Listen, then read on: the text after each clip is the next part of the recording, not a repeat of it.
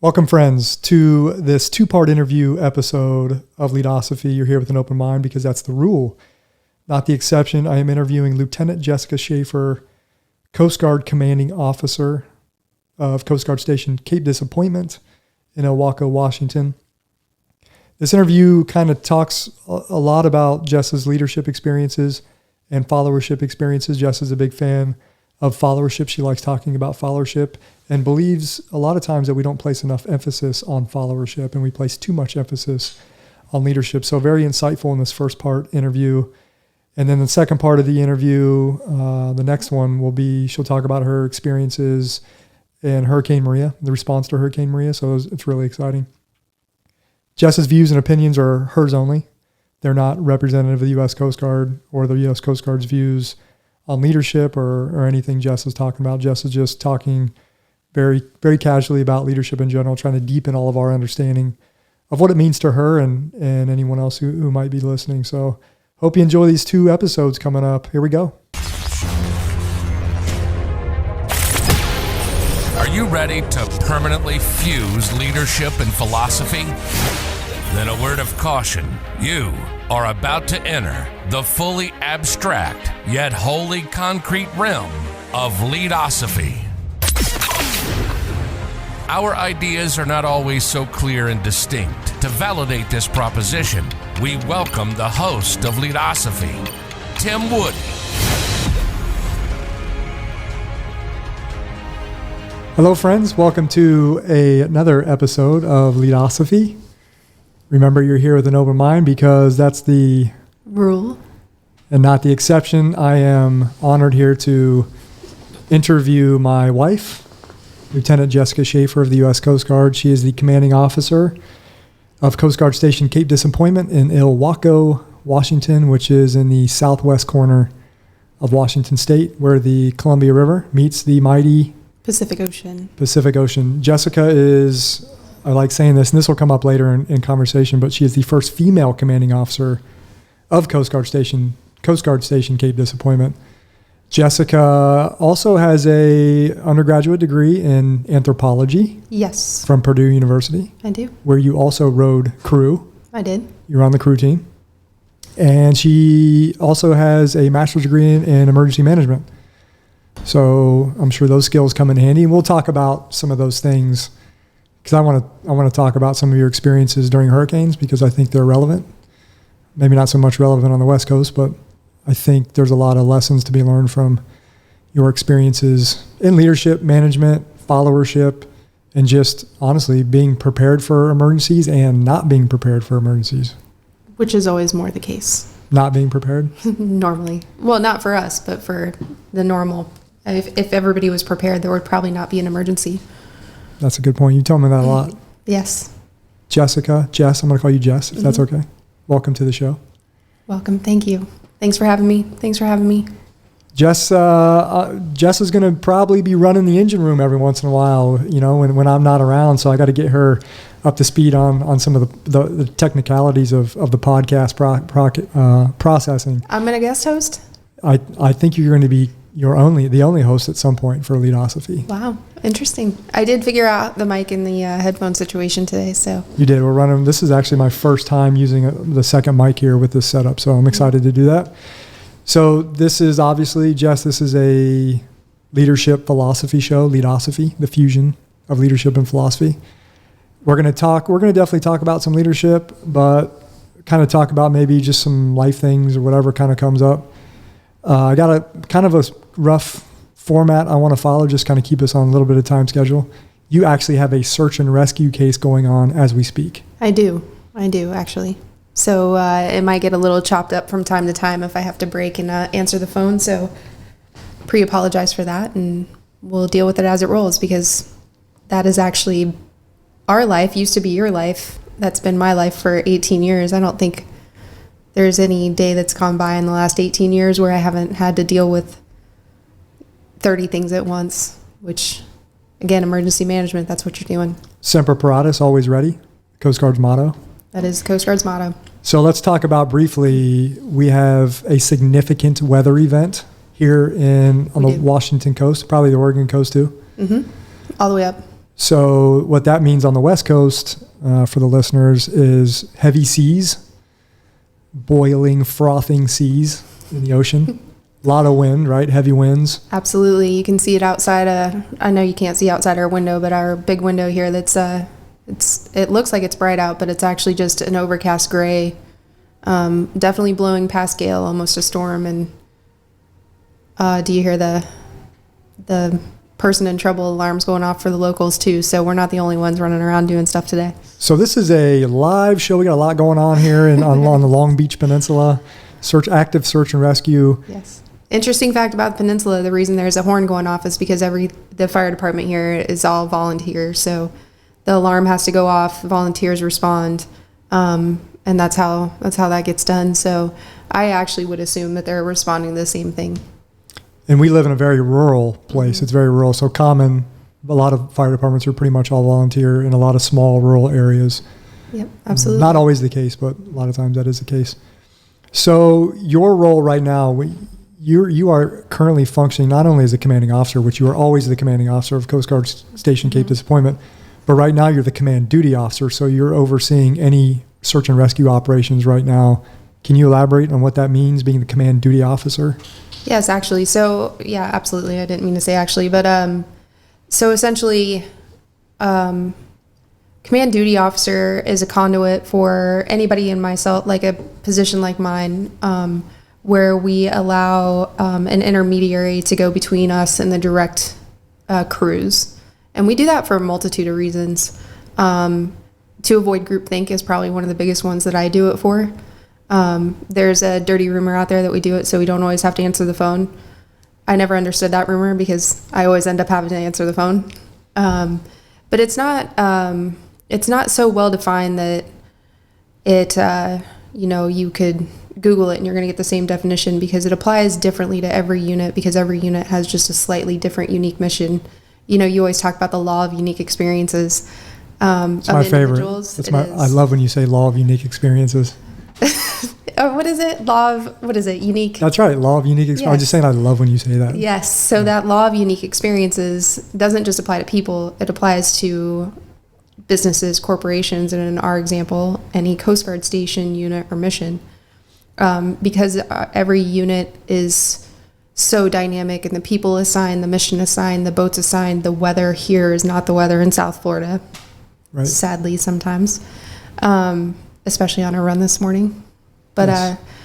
We also don't have 100+ degree heat to deal with too. So that's why every unit has to basically find the best way to manage their crews per their given situation. So I'm really impressed sometimes with our lack of defined lanes in situations such as like a command duty officer. So for me, what our job is to provide support and oversight to the crews. I don't need to be there, but I've talked to them 4 or 5 times today already. We're discussing things such as the weather, the wind. One of our big responsibilities out here is controlling the passage of vessels from the river, the Columbia River, into the ocean. We have a responsibility in determining who we think or who we suggest can safely do that.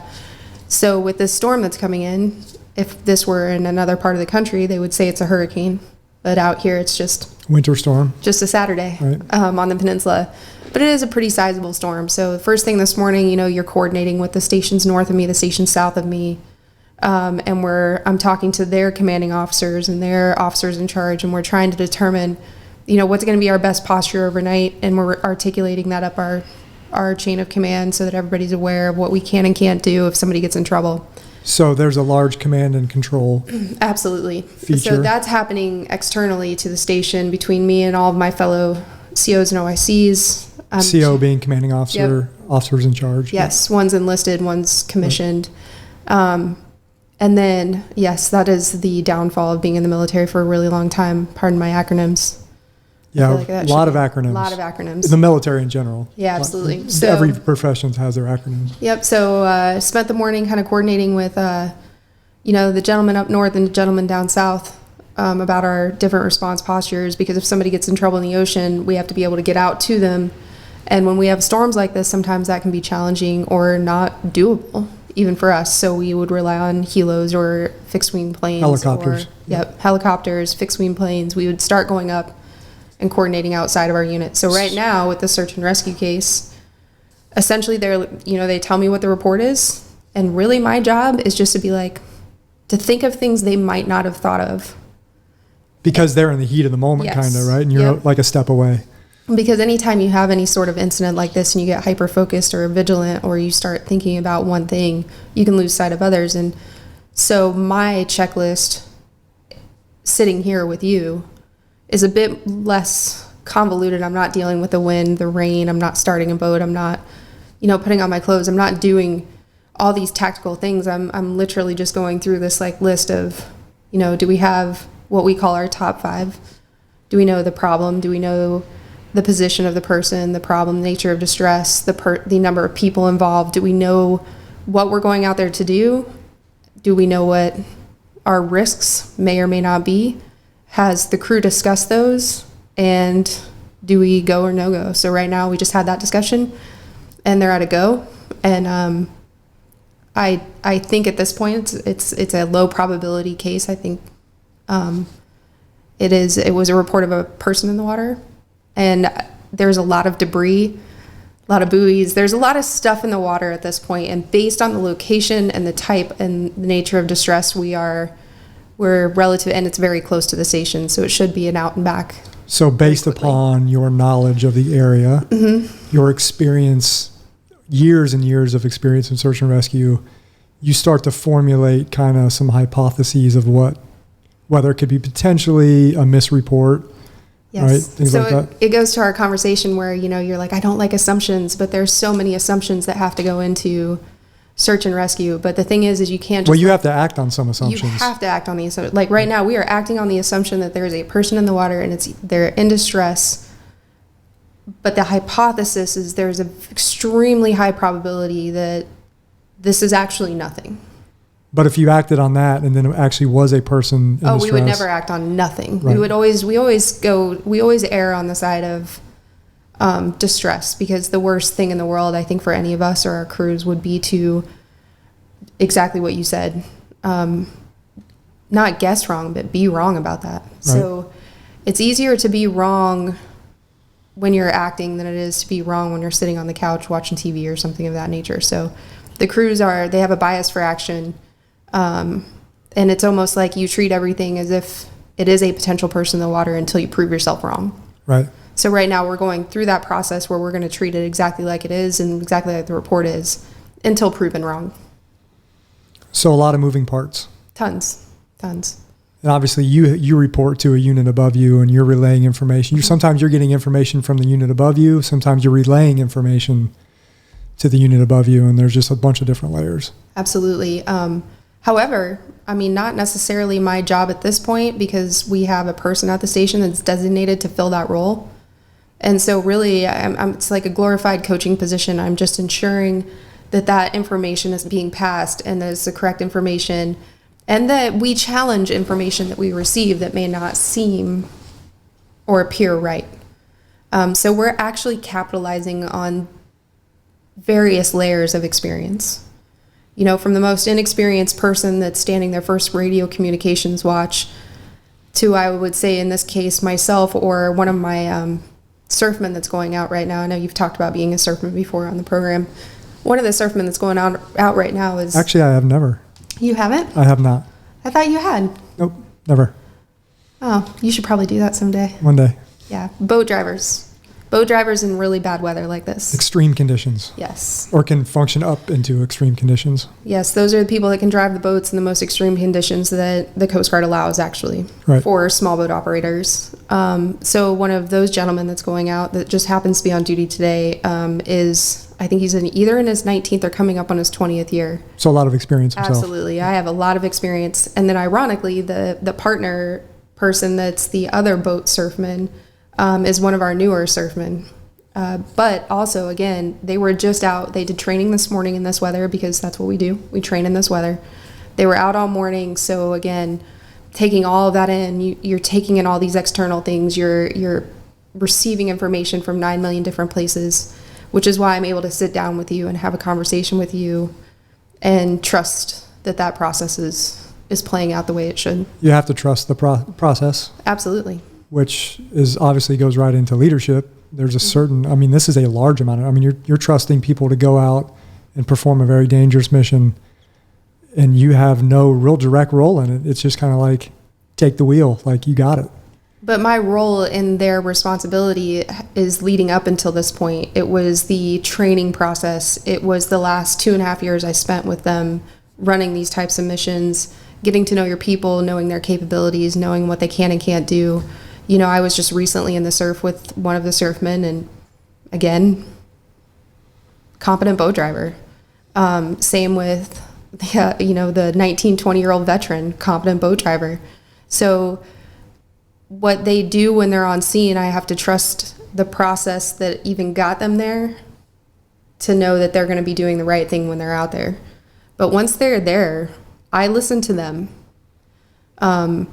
They might tell me something and I will question it, or I will push back just to ask for clarification. But once they're on scene, they have that firsthand knowledge. They're invaluable. And so that relationship building up to that point where I'm getting information relayed to me from them on what they can and can't do. So let's move into, we used to have a podcast. Oh, we did. We did. Do you remember what it was called? Yeah, Semantics of Leadership. Semantics of Leadership. Do you miss doing that? I do. We had a fun time, actually. And I was laughing because I keep expecting because at the time we had a dog named Wallace. And every time we recorded the podcast, do you remember he would go to his water dish? And start drinking water, lapping up water? Very loudly. Very aggressively. Yes, very loudly. So I keep waiting for one of our, Great Danes to come strolling over here and interrupt this podcast on cue. So do you think our leadership ideas, opinions, thoughts, knowledge of leadership has changed? I'm not saying gotten better, but evolved maybe over the last 5 years? Because that was about almost 6 years ago now that we did that. So absolutely. So I think at the time, I had just come out of essentially a tactical leadership role as a bosun mate first class, running as a surfman for 11 years at small boat stations. And then I moved into a more of a administrative oversight role as a newly commissioned officer. I still was given a lot of leadership responsibility because I'd had previous leadership experience. So whereas normally a new commissioned officer wouldn't have had the amount of personnel working for me that I did, I still had a significant number of people under my purview. But my exposure and my risk was nowhere near what it had been. And so I look back on that period of time and I felt very free to talk about the decisions I had made because it was kind of like they were done, And so I've been hesitant, as you know. I've got a book full of, because I always wanted to pick that back up. You still jot down ideas for podcast episodes? Based on my daily interactions, I always do. I always jot down ideas on my on what I'm going to do or what happened that day that I think that would make a good podcast. But I'm very hesitant and reluctant to talk about any of them because I'm still in the throes of it. And sometimes I think that period of reflection, which I know that you've been in, I think you have a better gauge on whether or not you did or didn't do the right thing at the right time. When you can step back away from the situation, it's just like, it's a lot about crisis management. When people are in theater, when they're actually in the response phase, it's very hard to move to a reflective phase. You can do it in little snippets, but until you can remove yourself entirely from that theater, you sometimes can't process what happened. And that's actually, critical incident stress management, post-traumatic stress disorder debrief, like not disorder, but that's what we're doing, with people after incidents is we're trying to bring them out of that theater and have them take that moment to reflect and then discuss anything that they want to discuss. So I agree with you. I think what you're talking about reflection, Leadosophy is a big fan of reflection and self-reflection. The last 5 years or 6 years now, almost since I've been retired, I have been able to armchair quarterback my time as a leader and a follower. And that time that we did the Semantics of Leadership was I was still also active duty. I was in the final year of my Coast Guard career before I retired. And I think at that point I was kind of in reflection mode or starting to move into more reflection mode. You're smiling. Why are you smiling? Because I just heard the ear flap of a Great Dane and it just made me laugh. Yeah. So, yeah, I think I've had plenty of time to reflect on my leadership, and we have a Great Dane moving into the frame here. He's probably hungry. He eats like 10 times a day. That is Plato. This is Plato. Plato, named after the philosopher Plato. Not Plato with the D, it's Plato with the T. So, yeah, semantics leadership was a lot of fun for me. We got to talk. We went very narrow in our subjects. We did. And we're able to go deep for 20 or 30 minutes on whatever subject we talked about. So I think at some time it'd be neat to go back and kind of rehash some of those things. So kind of getting into the nuts and bolts of leadership. You obviously had a lot of diverse experiences before you came in the Coast Guard, between college and I did. Things like that. And then obviously studying anthropology and things like that. How did that shape you How does that shape you now as a leader, those looking back on those experiences before you even came into the Coast Guard? So I recently had an opportunity to sit for another podcast, and I jokingly say I hope they never use the content, nor should they, because I wasn't really prepared to answer questions like this, because I hadn't, again, I'm in the middle of it all. So it's hard to wrap your brain around how things affected you and how those things pre-Coast Guard have translated into what you do now. But at the same time, though, we do these things with our personnel. When they come to the station, we do check-ins with command, right? So they have to, I'm laughing at the dog because he's now snuggled up underneath the table. He wants to be a part of the podcast. He does. He is Plato, so he is our little resident philosopher. But I look back on those experiences and, things like my parents were divorced when I was 7, I think, very early age. They were both in relationships when I was very young still, I think 10, 11. So our family, when I was 10 or 11, and this was before, not saying divorce is cool, I'm just saying this was before it was a more common thing to have divorce in the family. So I look back at that and I think of how strategic that actually was for me. And I know that, divorce is hard on families, it's hard on kids, so I'm not trying to lessen that impact on a family or kids, but the ways that it develops you and helps you as an adult, conflict resolution, honestly, being able to navigate 4 families. You got to experience, I think, one Christmas the way I would have before, because all my grandparents, unfortunately, now have deceased. And I think, you got one of the very last ones. And I mean, our Christmas celebrations where you had to go to 4 different households or 5 different places to see all the families, the step families. And every place was a dynamic, completely different. Is completely, yes, right? You felt the same way. I told you about this. There's that movie 4 Christmases, and I don't find it that funny because I'm like, that's real. Every place was just culturally and just a little micro environment within its own. My dad's family is very different than my mom's family. My mom's family is very different from my stepfather's family. My stepmother's family is very different. They're Italian. It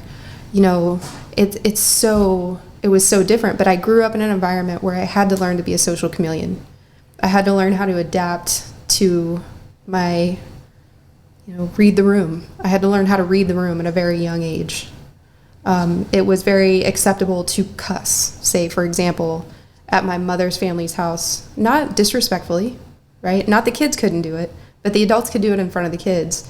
Whereas at my father's side of the family, it was kind of guarded, right? So that very early ability to read the room and read the situation was then enhanced by learning cultural anthropology and learning ethnographic study of other cultures and how to appreciate and keep an open mind no matter where you are, and really just pick up on little cues. Everybody's in this perfect line here. So everybody here lines up perfectly. Whereas in another part of the country or another part of the world that I'd been to, it was you just all stand there and yell. So in Italy, you wanted a coffee at a few places, you just stood in the line and you yelled for your coffee. You fought your way to the front for the coffee. But you go to another part of the world or country, or even in the United States, as we've transferred all over the country, and people line up in perfect lines in certain places. Some outfits are acceptable in other places, some aren't. My favorite is recycling. I always, every time we move, I'm like, okay, what's the recycling deal here? You know, and but I think that early childhood exposure to just differences, subtle as they may be, really translates into me now moving around the country. Every year, a third of our crew transfers out and new people transition in. At your unit, your current unit? Yes, right now? at our unit, at all my units, even the ones that you had before. So every year you have to find a new balance with your people because they shift and they transition. And so when I think about that informal education I got as a kid, coupled with kind of the formal education, then coupled with just 18 years of, you know, practical experience, I think that's what helps me in situations such as Puerto Rico. I'd never been to Puerto Rico before, yet I went there for Hurricane Maria, the response, and I had to land boots on the ground, and I had to go around a country where I'm not a Spanish speaker at all, because that was a good choice in high school. I learned German instead. Guten Tag. Guten Tag. Guten Tag. Yeah. Although I think I probably mispronounced it as You well. took 8 years of German? I did. I took 8 years of German. You'd think I'd be better. If you don't use it. You lose it, for sure. So, It's like algebra. Yes. Oh, painful. So I land in Puerto Rico, and I end up in all these different meetings. You know, I'm rubbing elbows with National Guard. I'm going to Customs and Border Patrol. I'm essentially going the mayor offices, the local emergency management centers, and each one of those places has a different dynamic. And it isn't so apparent to me then, but when I reflect back on it, do you want me to move him? No, he's fine. This is our 150-pound Great Dane trying to get comfortable underneath the kitchen table. Sorry for the distractive noises. Yeah. This is what happens when you're quarantined. You're not quarantined, but you're just locked down in COVID. So you're just, you know, this is our studio anyways, or my studio. Yes. But, Anyways. And when it's rainy and terrible outside and we can't take him out for proper exercise. Right. And he doesn't like the rain. We haven't figured that one out yet. But yeah, so when I think about it, that experience of dealing with all those different entities, essentially been preparing for that since I was 10 years old. Right. You, a lot of people don't know about what a lot of people don't know about you is you worked in London. I did. Can you talk about that experience, life experience? Yes. So I always laugh a little bit because the first 22 years of my life were about as random as the last 18 years have been. And I had this great opportunity with Purdue University to do a semester abroad. Very common with schools. Ours was particularly to do an internship. And because I was an anthropology student, they had a challenge. I was the first anthropology student they had tried to do it with, and they didn't really know where to place me. They didn't know what would be a good job for me. And I had an art history. I was minoring in art history. I actually tried to minor in art. I don't know if you even know that, but the labs were too long, and I wanted to play a sport, so it didn't really work out. So I was like, oh, art history. So they coupled those together, and then they magically found this place called Guildhall Art Gallery. It's owned by the royal family, and it's in the 1 square mile of the proper city of London. And underneath it, if you actually do a Google satellite search, which I'm sure you could probably superimpose on this, you'll see in the courtyard out front that there is a line, a half moon, and there was actually a Roman amphitheater that was built on top of. So perfect, right? You got an anthropologist, archaeologist wannabe with a little bit, just a touch of knowledge on art and art history, working in an art gallery for a summer. And it was quite possibly one of the most amazing experiences of my life. I can't wait to take you there. Yeah. I promise I will. No, you talk about it often. You talk about your just general experiences in Absolutely. London and living in Europe, and you always talk fondly about it because you also traveled extensively. I did. So, I mean, we had, chalk it up. My mother she was encouraging. She was brave. She let my sister and I explore the world. And it was... Your sister lived in Austria. Yes, right? My sister lived in Austria. And so we met actually in Austria. She wasn't living there at the time, but we went over there because she'd been to London multiple times. So when we went to meet her, we met in Austria afterwards, and then we traveled around the country, and then I worked in Mexico on a project for Purdue University. All of these things leading to me graduating, because I racked up doing all these field projects for Purdue. I racked up all these extra credits, and I always say I accidentally graduated in 4 years because I wasn't ready to leave college at all. I was having a good time, I promise. But yeah, so just that traveling again and seeing everything, and that's probably been the one downfall for me in the Coast Guard is I haven't been able to travel because my positions have not allowed me the opportunity to travel the way I would like to, just because I've been in positions of more responsibility than most have to be. And so, but I love it. I love going overseas. What was our last trip was Iceland. And then this year we were supposed to go to Peru, canceled due to COVID. Sad face. What's your favorite part about traveling in foreign countries? Exactly what I said. Seeing you land there and it's just looking at the landscape, looking around you, taking it in, the type of how buildings are built. That's actually why I like traveling on the few times I've gotten to travel with my stepfather, because he's a construction management person. And he points out things that I would have never thought, like, oh, they use limestone here. And you're like, oh, why do they use limestone here? Is it quarried here? Is it, you just get into that. Food, what's the good food? Obviously, some drinks are pretty good too. Kind of my demise, my last night in Iceland. But again, just that same thing, seeing how different cultures move. I remember, one of the things I remember distinctly about my time in London is when it rained. It was like a symphony of umbrellas on the street when it rained, because I worked in like a business district, and everybody knew how to walk. With umbrellas? Yes, and how to tilt them and cant them in a way that it didn't dump the rain on the other person. And I remember walking through London all the time and seeing that, and it was like a dance of umbrellas. Who would go high, who would go low. And I haven't been back to London in a really long time, so I don't know if it's still the same thing, but I just found that fascinating how people move in different areas. And then what I always love about it too is it always makes me appreciate coming home. That's a great point. Nothing like coming home. Nothing like coming home. And I'm sure no matter where you're from, that's kind of what you think. Absolutely. You felt the same way. I took you out of the country for the first time ever. We went to Ireland. Did you have that same? Yeah, Ireland was my first trip out of I'd been in the Caribbean, throughout there, Latin America, stuff like that, but I'd never been to Europe. That was my first time to Europe, and yeah, it's definitely it's different. Sure. Yeah. I was making I'm not sure how many people, I don't know if that's Europe, but British Isles for sure. Right. Okay, so after your time in Europe, traveling around Europe, working in London, we've talked about your college experiences, everything that's kind of shaped you before the Coast Guard. Talk about you're coming up on 19 years in the Coast Guard. Talk about your Coast Guard experience, the things that have shaped you, not only just in followership and leadership, but combined. Can you talk about those experiences? So, as with any other position, well, as most other positions, you come in entry level.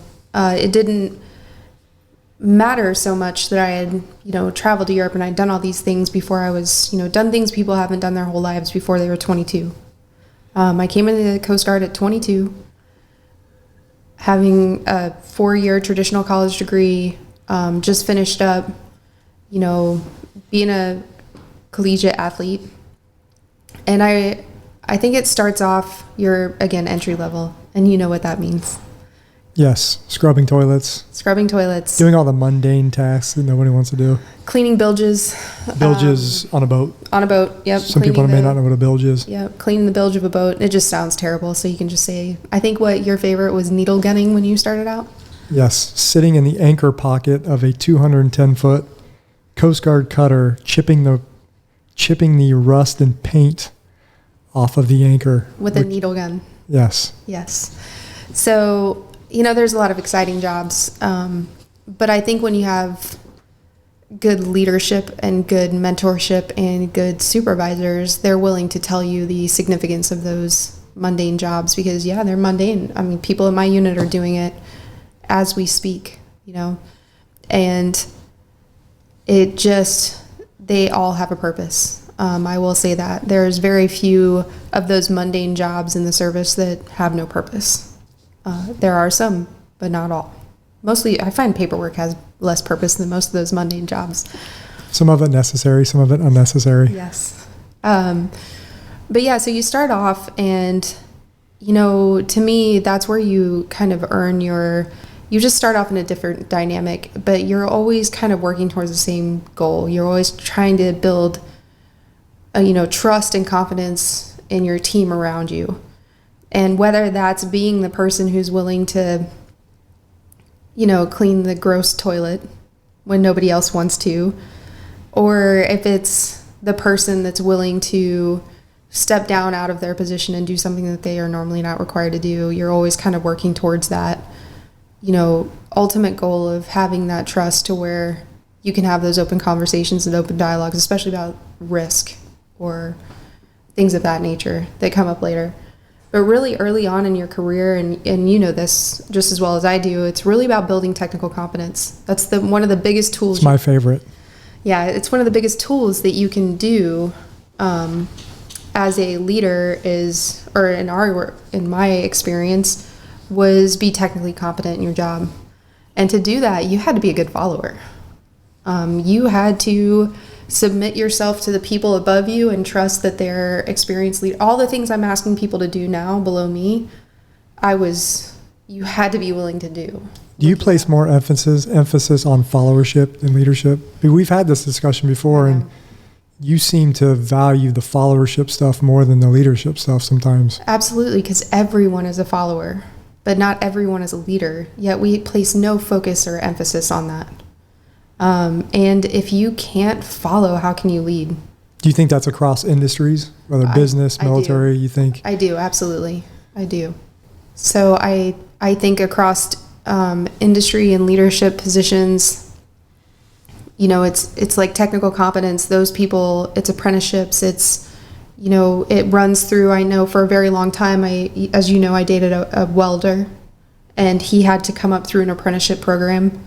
And it was very much the same as what I was doing, building my technical competence. The hard part and the challenging parts are, those few times where you start to exceed the technical competence of the people above you. I think that's about the hardest part. And then can you unpack that a little bit more? What do you mean? So there comes a certain point where maybe you learn faster than a peer, or you start to outgrow your position. And it's hard because, especially in the military, you can't always leave that position.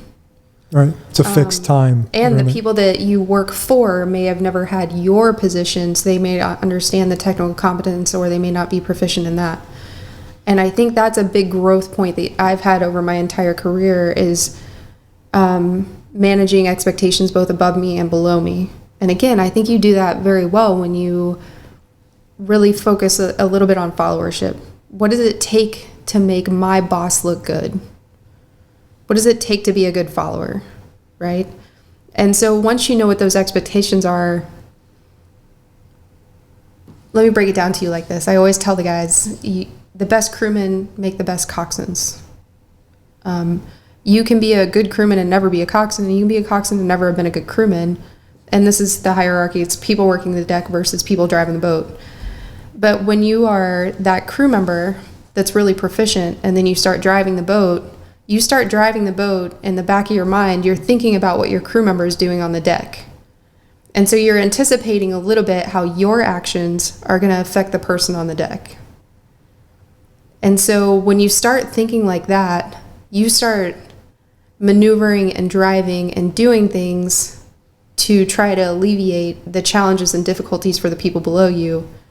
And then one of the things I think makes leaders successful is when the people below them are successful.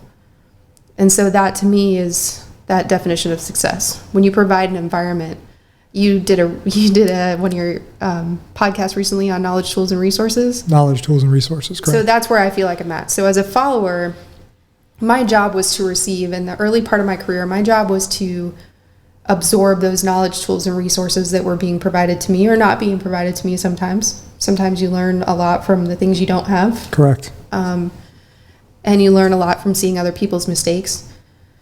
That's still knowledge of what not to do, or knowledge about, watching another person do something incorrectly. Sometimes that has a greater impact than watching somebody do something correctly. So you start off, and it's your job to absorb all that and build your inventory for how you're going to provide that for somebody in the future. And that's why I think followership is so important. That's you get a little owl. That's very profound thoughts. Even Leadosophy owl believes so. I've been meaning to talk to you on air about followership, and I finally pinned you down and you gave a great answer. You even brought up some Leadosophy podcasts from the past. I did. I listened. Yeah. I listened. Well, I feel like you stole, my command philosophy I had when I've been at the unit, and that is my job, whereas before my job was to be, we're coasties, but the equivalent would be a sailor or a soldier. My job before the last, 5, 6, 7 years, and even a little bit when I was an enlisted person, was to provide the knowledge, tools, and resources for people to be successful. Prior to that, it was for me to explore those, to find out which knowledge, tools, and resources I needed to be good, technical expert, to be good at my job. My job was to learn and take it all in as much as I possibly could, whenever I could, from wherever I could, so that I could put it in my, my little brain bank, and then start pulling from that file when I was put in a position where I had to then act. And so, I had some strategic people, influential people that I worked with that taught me how to do that really well. Some of their methods I didn't necessarily agree with sometimes, but many different ways to get to different points. Yes, correct. So I'm going to get a little Leadosophy on the show here, because you said something that stuck with me, because I can remember being in these positions in the Coast Guard where you are in a certain position, you have the authority and power in this position, and people above you may not have the technical competence to understand fully what that position entails, and then the people underneath you, what they need. So I find that interesting because I was reading this morning, I was actually reading a passage out of the Leader's Handbook by Bernard Bass, and he was talking about the difference between autocratic leadership, more far authoritarian on one side of the spectrum, versus completely democratic on the other side of the spectrum, where you're basically listening to, the majority, right? You're taking, maybe you can also talk about like laissez-faire leadership, right? Where you're just kind of sitting back, let other people kind of maybe decide. I think from a leadership perspective, if you have people that are following you and they are more technically competent, they have more information, you almost have to be more democratic. And if you try to be the other way, it's like doubly worse. I mean, you may, if you are more technically competent as a leader and you are autocratic or more of a dictator or authoritarian, you may put off people, right? They may not like that style. But if you couple that with you don't have the knowledge and the information, would you agree that makes it even worse, or could make it worse? Yes. Am I saying? No, you're saying it right. Absolutely. I mean, I know what you're talking about because we discussed it while I was cooking lunch earlier. I 100% agree with what you're saying, to an extent as well, because back to that followership piece. Another important part about followership is knowing that there are, at least in my profession, in your former field and my current field, there are not that many absolutes. There are no universal truths in the world of leadership. Correct. So there's no universal. There you go. See, I'm setting. But that's also a paradox, because I'm stating that's a universal truth. Yes, right. So. And we love paradoxes. Okay. We love paradoxes in our house. So what I was trying to say, or I lost my train of thought a little bit, that all got me, but there's a million different ways to accomplish a task. Agree. And one of the things you can do as a follower that's very important is not always try to do the same thing the same way, and be open to those million different ways. And if you work for an autocratic person who's like, nope, today we're going to do it this way, then sometimes you just have to say, Roger. It's one of the hardest things in our profession, boat driving. There's a million different ways to drive a boat. We have theories, and each person has their own theory on what's best. There's some good practices that are proven to be better best than practices, others. Best practices, right?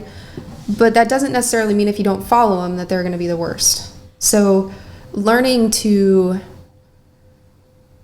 trust and follow, because that person, based on their knowledge and experience, they may still have all those same tools. I know there's 1,000 different ways to do something, a technical skill. But based on my knowledge and experience, I see something that the other person doesn't. So today, I just need you to do it this way. We'll talk about it later.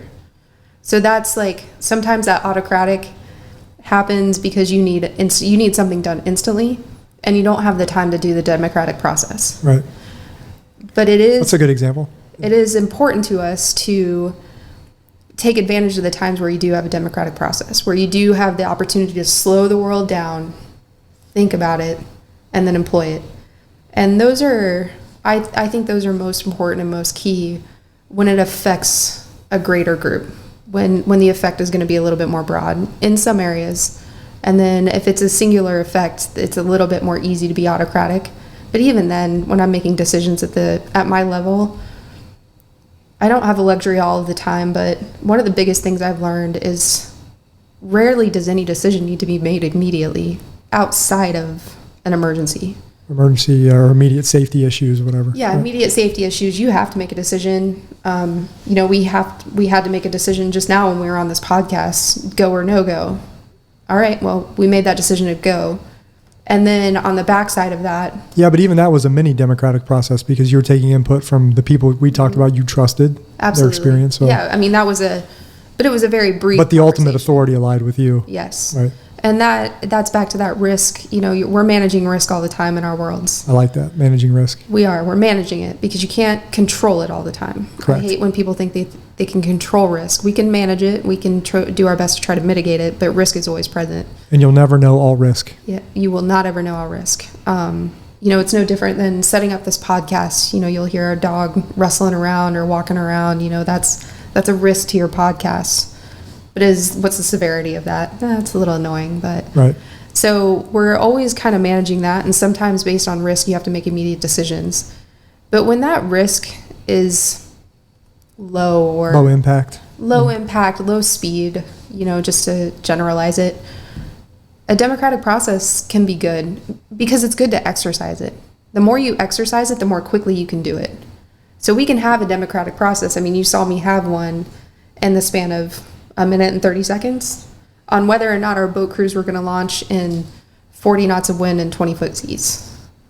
But we have practiced that process repeatedly, daily, probably ad nauseum. Yeah, you're just not figuring this out overnight. This is not the first time we've done it, right? But even if it is, at least one person in that group has done it before. And so, again, democratic process. But ultimately, there is a person in the the search and rescue chain of command flow that makes that decision that we have done everything we can and we have to shut this machine off or turn it on, or there is one person that takes all that in and is responsible just based on law for making that decision. But even that person's taking it all in. They're just the person that has to sign it. Sure. So as far as autonomous decisions in my day, that was my next subject, was autonomy. Mm-hmm. And I didn't mean to cut you off, but I was thinking about if you are going to grow leaders, you have to, what you're saying, you have to give them some sort of autonomy in decision making, maybe low impact, maybe medium impact, maybe give them a little room to make the wrong decision, right? How else can you grow leaders? Well, and that's how you said, we always have this discussion, right? Because people say, well, they can't have a leadership experience or position because they have no experience. Another paradox. Right? But how are you supposed to get experience if you don't have leadership? And that, to me, is where we miss an opportunity to focus on followership. Because you can gain... Can I get it out? Yeah, you can get it out. Yes. Because you can gain, not necessarily... It's always different. I tell... When I have conversations with the guys at work about this, I came from the second in command position at my last unit to in command at this unit. And before that, and before that, and before that. And you always get to this point, and it kind of goes back to my technical competence thing, where you think you know it all, and you think you know more than the person above you. You may. And then you take those, you put on those shoes, or you get to sit in that seat, and you're like, oh, I don't know anything. It's a different world. Yes. You're like, oh, I don't know anything. And it was a hard transition too, from second in command to in command. Not necessarily because of that. It's just because as a second in command, you're doing everything. In command, you're definitely almost full delegation mode. Right. It's delegation and follow-up, delegation and follow-up, delegation and follow-up. The responsibility's flipped. Yes. And so, just thinking of those transitions, what did I observe about the people I just worked for as following that person in my last I had 2 commanding officers in my last unit, and I really reflected on what I saw them do. I remember I was walking up and I had to make a decision, and a little shout out to Mark Ketchum, because I genuinely was like, what would Ketchum do? And WWKD? Yeah, WWKD. And I knew instantly. I recalled watching him, and I remember he had to make a similar decision. And when he was making that decision, I didn't agree or disagree with it. I was sitting back, I was watching it, and I was just really happy it wasn't my responsibility to make that decision. I was the facilitator of the process. I was the personnel officer.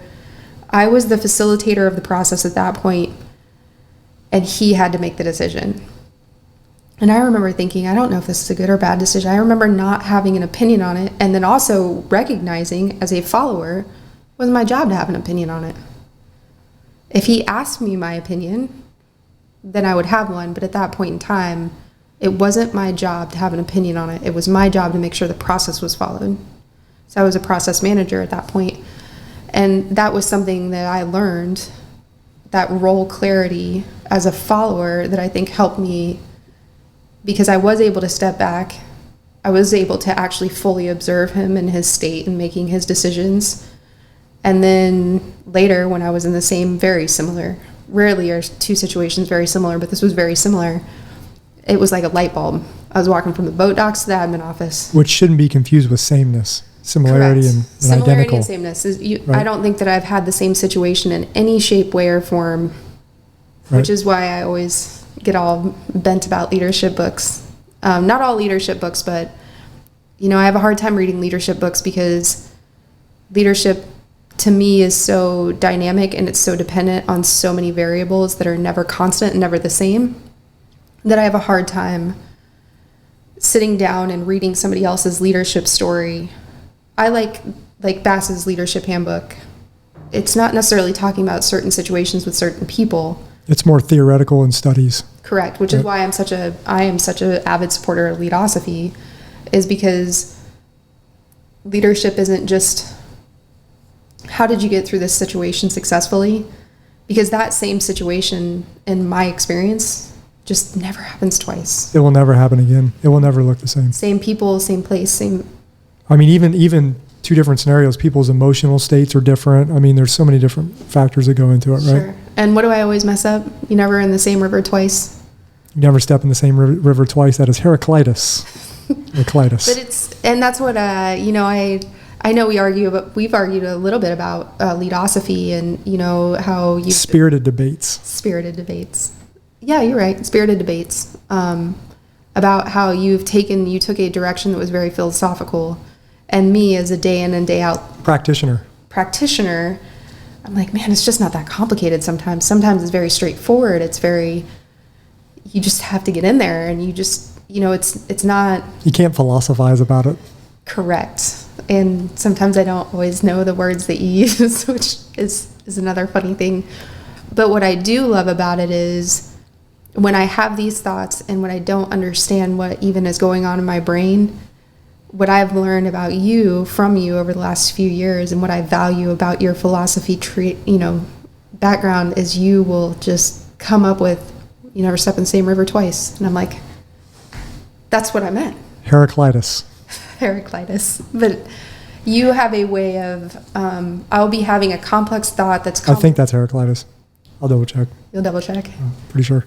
You're going to have to do a fact check and debunk. Oh, you could do a debunk, like our favorite show. Oh, yeah. Okay. Yeah. But yeah, so you always have a way of wording what I can't.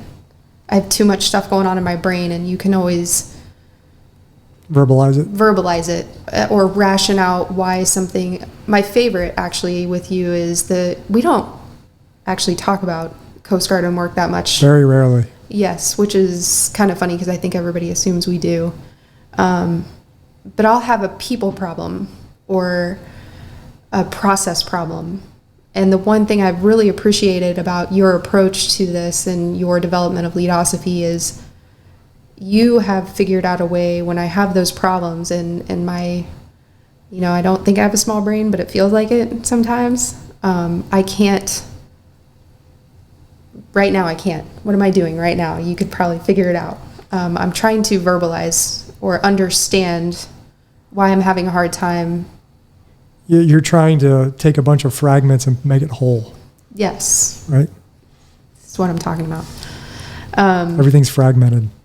And then you have this way, based on all of the research and reading and your pursuit of knowledge and your pursuit of how we obtain knowledge, of taking all of that and making it make sense to me.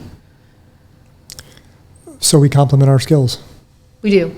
Yes, you are very definitely, when I started this journey of Leadosophy, Jess keeps me grounded. She reminds me that I have not been a practitioner of leadership for some time, and that's a good thing because I can forget that. I think sometimes when I deliberately try to think like a practitioner, it's easy for me to go back and start drawing on my experiences I had. But I have to deliberately try to do that now because, from my undergrad in philosophy and then going on to graduate school almost immediately after in leadership studies, I've been immersed in this academic field, and that's how my brain works, whether it's writing, trying to articulate something, and I have to try to find the balance between let's just keep it real here. Let's just try to keep it real and let's bring it down from the abstract world. Yeah, and we've had that discussion multiple times. When you were going to FAU, Florida Atlantic University. Owls up. It is an alley place here. The burrowing owl is the mascot of FAU. Owls up. Owls up. Owls up. That's their thing, right? Okay. Owls up, yep. So when we were going to school, though, we talked about that because I attended a couple classes with you one day. It was kind of fun for me to go back to campus and met your professors. And you had a few professors that were just academics. Solely academics. Solely academics. Right. And I will tell you, one of the most influential professors I had in college was Michael Watson. I think it's Michael O. Watson. But Professor Watson, he has since passed. I remember being in I think I've told you this story before. I remember my senior year, I was getting ready to graduate. Again, didn't know what I was going to do. I go into his office, which was exactly what you would think an anthropologist's office was. Very similar to actually the philosopher's offices. Just a almost closet-sized room, just books. Right. Books everywhere. And then in the back was this very disheveled, crazy desk. And I sat down, and I had him since my freshman year. He picked me out of a conference room of whatever that's called, a room of 400 students. Auditorium type Intro classroom. 101 to anthropology. Picked me out by name and called me out for, it's kind of sleepy. It's an early class. You probably weren't texting. 10:30 was early. I wasn't texting. Yeah. This was pre-cell phone. 10:30 was early back then. That was my freshman year. I was not playing a sport that year. But anyway, I was a little sleepy. So I had taken several classes with him, and he was he was a cultural anthropologist, and he told me to not go on to get my master's and not go on to get a doctorate, because I really did enjoy that field of study. I really had a great time. I loved archaeology. I loved being out in the field. I loved doing all of that stuff. And he was the one that said, go live life and then come back and you'll appreciate your education so much more. And so he was actually the one that convinced me not to go on to get my graduate degree and then go get my, continue a life in academia. He said, well, first off, he said very practically, you're going to struggle for finances and it's going to be a rough go. So he was very practical on that, but he had lived such a good life and a full life, and he really valued his experiences external to his academics, and he brought them in, and so that's what he told me to do. So in a way, he really pushed me out to go do all these crazy things. And I imagine someday you and I are going to be professors at Purdue University. Just put a little plug in now. Yeah. Of what? Who knows? Who knows? I have no idea what I'm going to contribute to. Leadosophy. I'll teach Leadosophy. There you go. But I mean, I think that's something that I would like to do eventually. I always wanted to do it. Either that or be a postal worker. That's good stuff. Yeah. So, but I don't even remember how we got down that train, but I just remember having that conversation and thinking how important it was to go out and have life. Yeah. Well, I think we were talking about kind of my academic experiences and kind of doing it right. Yeah. Yeah. So we were talking about how. Because I did 20 years in the Coast Guard and then went back to school. So. Yeah. But we were talking about how, one of my frustrations with your initial Leadosophy was that it was highly academic. And it just, to me, is more practical. And so that was the tension between us. But what I didn't realize until maybe this point is maybe that's the whole point. Right. Fusing leadership and philosophy. We're doing it in our house every day. We are. I think even right now, like this is why I prefer this forum over reading a leadership book. And not that I obviously have read a few leadership books, but this general conversation for me, this is deepening my understanding of leadership. Again, I'm not trying to find any truths per se. I'm just trying to understand, asking questions, listening, trying to understand someone else's experiences in the world of leadership, not judging them, just learning from your experiences. And then by that, I can deepen my own understanding. I can maybe jettison something that I thought was more likely to be true maybe than something else, or, does that make sense? No, absolutely. I mean, and don't get me wrong, I've read some great books. Yes, obviously there's some great leadership books out there. Honestly, like Danger Close, that was one of my favorites. I'm just, like you, I'm not a big fan of cookie cutter leadership books that say, hey, this works in all situations. Yes, or here's the 5 things that you can do that will make your life easier. The greatest leader ever. Like these 10 tips will make you the best. Not a fan of those. I have a hard time with those. Yeah. Those are the ones I was talking about. The books like your Bass Leadership Handbook, or the one that you had the other day that was able to articulate why you should lead differently in different situations, and you could, again, articulate this better than I. Same book. Bass Handbook. Yeah, I was actually talking about when people are more authoritarian versus democratic, and it was based on information. Explain that. So it's based on, it's a leadership followership dynamic, right? And a leader may tend to be more democratic the less information he or she has. So the more information that a leader thinks that his or her followers have, they'll tend to be more democratic. If the leader believes that they have the bulk of the information, they may tend to be more authoritative, right? More closed-minded. It's an information thing. It's all knowledge and information. And it's all like on a flywheel, and it should be on a flywheel where it's more give and take. That's correct. Thanks for watching and listening to another episode of Leadosophy. If you liked what you heard today, hit that subscribe button and check out Leadosophy.com and learn more about Tim's ideas on philosophy and leadership. We'll see you next time.